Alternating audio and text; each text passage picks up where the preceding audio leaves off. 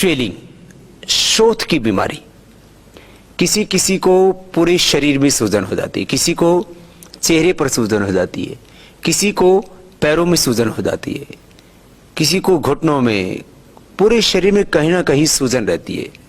सूजन के 2-3 बड़े कारण हैं।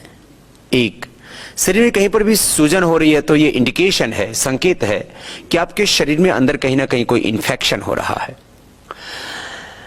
तो पूरे शरीर में कहीं पर भी यदि इन्फेक्शन होगा तो वहां स्वेलिंग होगी। फेफड़े में इन्फेक्शन होगा तो फेफड़े में स्वेलिंग हो जाएगी। नस नाड़ियों में कहीं पर अंदर कुछ गड़बड़ चल रही है तो वहां स्वेलिंग हो जाएगी। घुटने में कहीं गड़बड़ हो रही है तो वहां स्वेलिंग हो जाएगी। हड्डियों में कहीं गड़बड़ चल रही है, मांसपेशियों में कहीं गड़बड़ चल रही है तो वहां स्वेलिंग हो जाएगी। पैरों में यदि स्वेलिंग हो रही है तो उसके का एक बड़ा कारण है कि आपकी कहीं किडनी कमजोर पड़ गई है। किडनी गड़बड़ होने से पैरों में अक्सर स्वेलिंग हो जाती है। और थायराइड के कारण से भी स्वेलिंग आ जाती है। तो थायराइड एक बड़ा कारण है स्वेलिंग के लिए। लीवर और किडनी कमजोर होना ये एक बड़ा कारण है स्वेलिंग के लिए। और बॉडी में कहीं पर भी इन्फेक्शन होता है तो उससे स्वेलिंग होती है। तो सबसे पहले आप अपने इम्यून सिस्टम को अच्छा कीजिए। कपालभाति प्राणायाम करने से लीवर, किडनी और थायराइड एक साथ अच्छे हो जाते हैं। कपालभाति और अनुलोम विलोम प्राणायाम जो करते हैं उनको किसी भी तरह की शरीर में सूजन नहीं होती है, उनको स्वेलिंग की प्रॉब्लम नहीं होती। इसलिए कपालभाति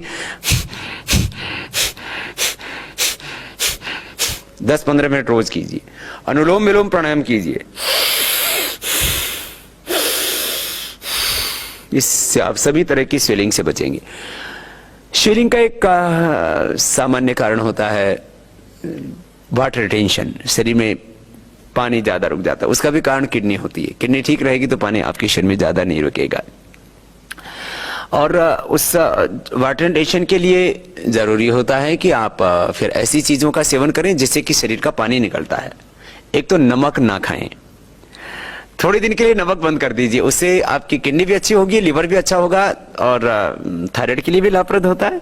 और खास बात यह है, आप जब नमक नहीं खाते हैं तो आपके शरीर का जो पानी है वो एक्सेस वाटर है वो अपने आप निकल जाता है। आप देख रहे हैं जिस दिन आप उपवास करते हैं, जिस दिन नमक नहीं खाते हैं, उस दिन आपको ज्यादा पेशाब आता है और शरीर पर कहीं पर भी सूजन होगी अपने आप ही खत्म हो जाती है।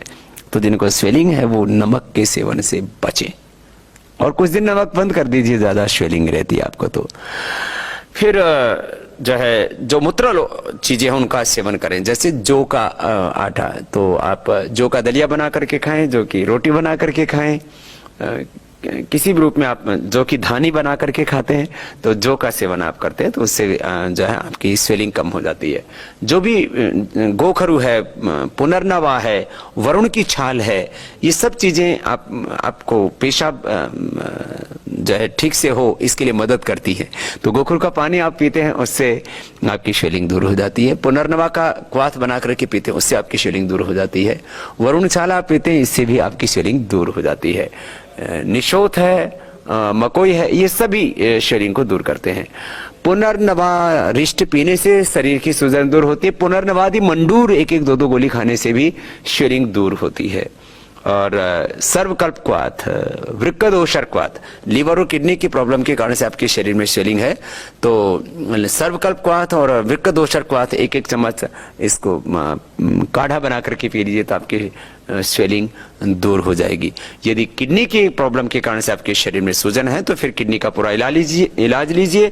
छोटी अंगुली के टॉप पर दबाइए और हथेली के बीच में दबाइए। हथेली के बीच में और छोटी अंगुली के टॉप पर दबाते हैं तो इससे आपकी किडनी अच्छी हो जाती है। और किडनी को ठीक करने के लिए फिर आप सुबह नीम के पत्तों का रस, शाम को पीपल के पत्तों का रस, फिर वृक्कदोषर क्वाथ, वृक्कदोषर वटी, फिर गोक्षरादि गुगुल, चंद्र प्रभावटी, पुनर्नवादी मंडोर, इस तरह से आयुर्वेदिक उपचार भी करते हैं तो निश्चित रूप से आप स्वेलिंग से, सूजन से मुक्त हो जाते हैं।